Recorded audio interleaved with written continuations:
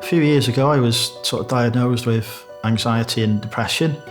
After that, I started seeking ways to get sort of a release really from sort of daily life. And I developed an obsession with online gambling. And then I sort of hit the cycle of having to borrow more money to feed that addiction. It was sort of a vicious cycle as well, because if I didn't gamble, I felt anxious. But then if I gambled, I felt anxious about losing money. So it was just horrendous. I must have lost about nearly £50,000. I had one evening where I felt totally suicidal. I was like on the floor, almost sort of crying. And so I realised then that I had to do something. So I just started looking for help. And I realised that the Samaritans were still open at that point.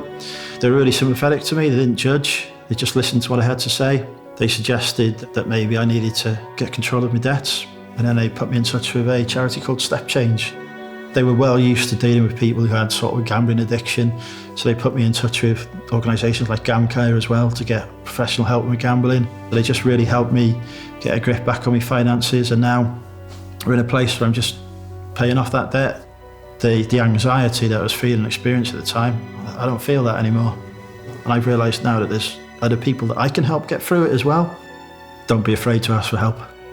That's the first thing and the only thing I would say. Just sit and think about, if it was somebody else in your position, what would you be saying to them? And just say that to yourself.